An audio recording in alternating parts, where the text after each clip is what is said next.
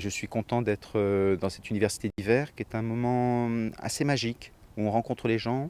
C'est un mouvement qui permet d'être à la fois sérieux et à la fois de ne pas se prendre au sérieux. C'est-à-dire qu'on se pose des vraies questions de fond et on a la chance de se rencontrer. Parce que le monde de la formation est un monde qui est souvent cloisonné et à certains moments il y a peu d'espace de partage. Et donc j'ai le plaisir de venir depuis quelques années. Donc on garde cette dimension, on apprend ensemble.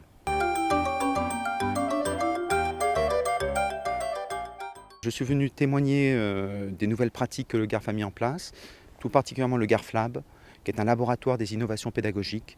C'est-à-dire qu'on parle beaucoup de télévision, on parle beaucoup de radio pédagogique, on parle beaucoup des réseaux sociaux, de micro-learning. C'est beaucoup d'annonces marketing, c'est souvent beaucoup de produits dont on ne sait pas trop quoi en faire, du style l'iPad, l'iPhone, le M-Learning, qu'est-ce que ça veut dire, comment ça se met en place. Et soit on se laisse porter par le marketing et le produit, soit on se pose ensemble et on dit comment est-ce que nous on fait, qui a déjà fait quelque chose.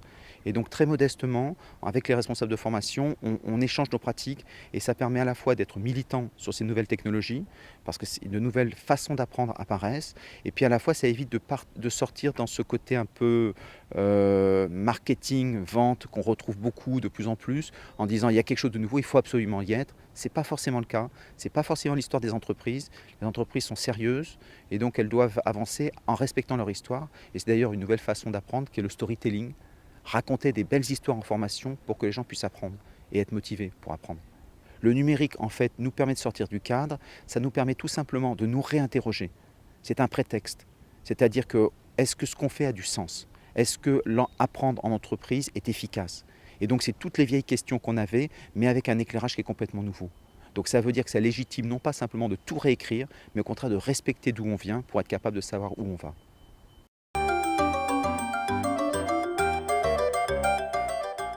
Je trouve que dans cette 12e université, on se retrouve avec déjà les mêmes personnes. Donc ça veut dire qu'il y a des gens qui reviennent, donc ça c'est quand même agréable. Ça permet justement de reconstruire avec des gens qui sont beaucoup en interrogation.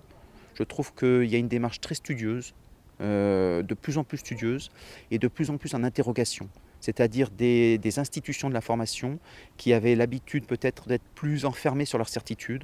Je trouve que par rapport aux années précédentes, commencent à accepter beaucoup plus l'innovation, en se disant peut-être qu'il faut réinterroger tout ce qu'on fait.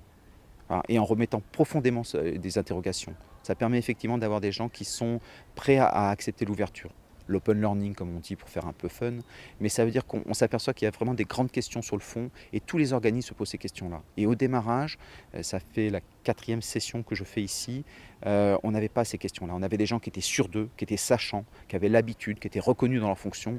Et aujourd'hui, ils sont beaucoup plus modestes, beaucoup plus intéressants parce qu'ils se posent en disant « Moi j'ai des idées, qu'est-ce que vous en pensez? Voilà, ou à la limite même mieux, quelles sont vos idées ?»